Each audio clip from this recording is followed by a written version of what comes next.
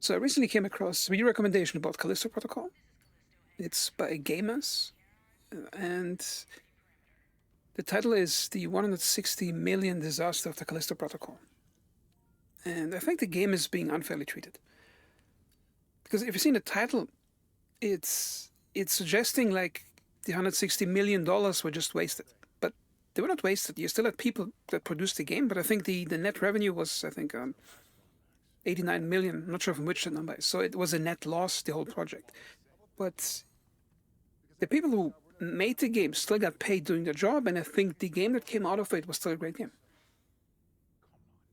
And some of the controversy, I think, is I think there was some arguments between the studio leader of Striking Distance Studios, which also is the guy who was leading the original team that created the original Dead Space, and by the publisher who I think gave them the money upfront, which is Krafton. And there have been some arguments like that it was rushed because of a release date and some arguments. And the thing is, we'll never know what actually happened. But I think people love to jump on the publisher by default because that's the party with more money, and people love to hate the party that has the most money in most of these arguments. So we never know what's going to happen. But I think the game itself is pretty good, and I think it got a bit too bad review scores. Because if you look at it, it's sort of, in some way, it's very close to Dead Space because it's the expectation. You want sci-fi horror, and you want it to be like Dead Space because I think the studio head is Glenn Schofield, and he led the original team for Dead Space. So the expectation is there, make it like Dead Space without using the brand name Dead Space. I think they got pretty close to it, and they also added a small but pretty cool innovation to the whole survival melee combat thing. So what you see here, the innovation is basically when you have melee combat with an enemy, you have to time your dodges and your attacks by observing the enemy's animations. So it's sort of like a quick time event without the game actually giving you a highlight on the screen that you're looking at the quick time event. So there's no highlight which button to press or when to press it. There's just, I say it's a pretty good innovation because it makes it more organic than just waiting for the QuickTime prompt.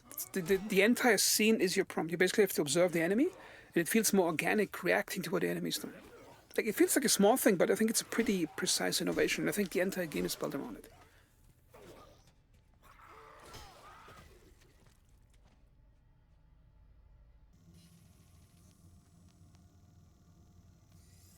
Now, what I don't like about the game is that like it relies too much on some boss fights, like one boss character that's really annoying to fight.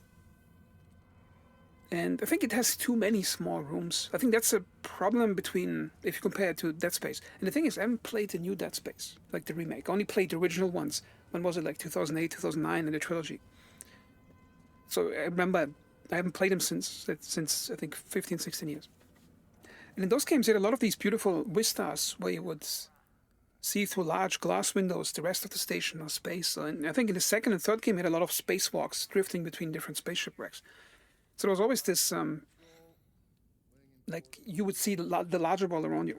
And that's the problem with Callisto Protocol. It has very few scenes where you see the larger world around it. It's mostly very small and tight and poorly lit corridors.